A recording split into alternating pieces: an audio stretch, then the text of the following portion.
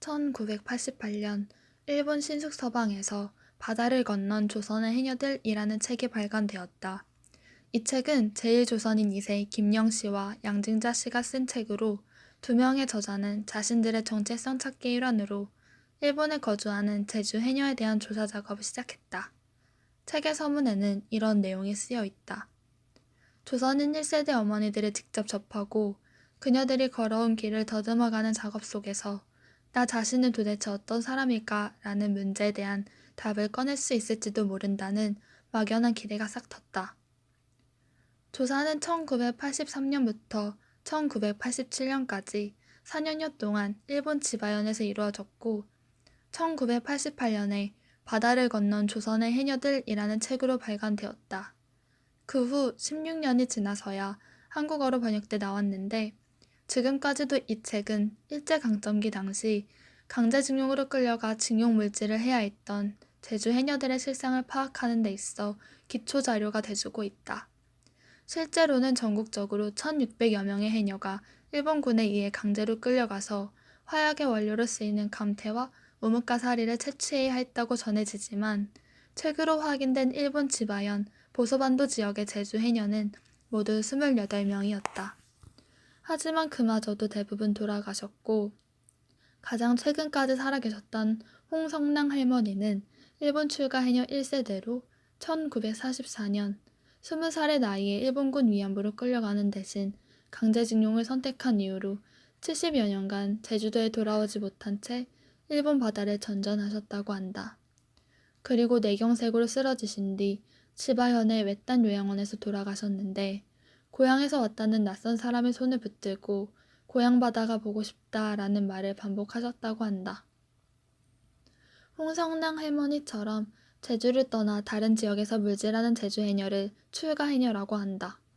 해녀의 제주 마린 좀녀들은 왜 바다를 건너 일본, 중국, 러시아까지 가야 했을까? 이는 바깥물질을 화두로 꺼낼 때마다 따라오는 질문이다. 사면이 바다인 제주도에서 굳이 다른 지역 바다까지 가서 일을 했어야 했느냐 하는 원초적인 질문이기도 하다.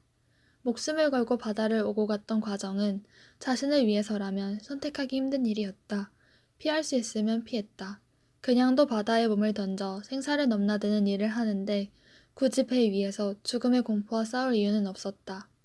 그래도 가족을 위해 시대 상황상 바다를 건널 수밖에 없었던 그녀들의 마음은 출가 해녀의 노래를 통해 고스란히 전해진다.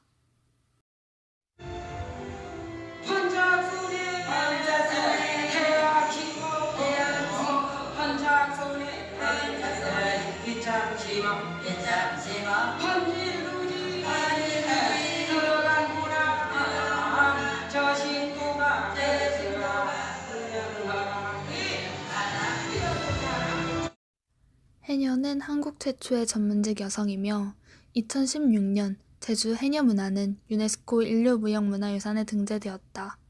그리고 그해 해녀로 평생 물질을 해오셨던 외할머니께서 돌아가셨다. 몸이 편찮으실 때도 자식들 몰래 바다에 나가서 하다못해 미역이나 보말이라도 캐오곤 하셨다. 그래서인지 해녀하면 고생하시는 모습만 떠올라서 마음 한편이 무거웠다. 그런데 해녀박물관에서 해녀로 물질을 하셨던 분들의 인터뷰를 보는데 일이 고될 때도 많았지만 그럼에도 바다가 고맙다는 말씀을 꼭 덧붙이셨다.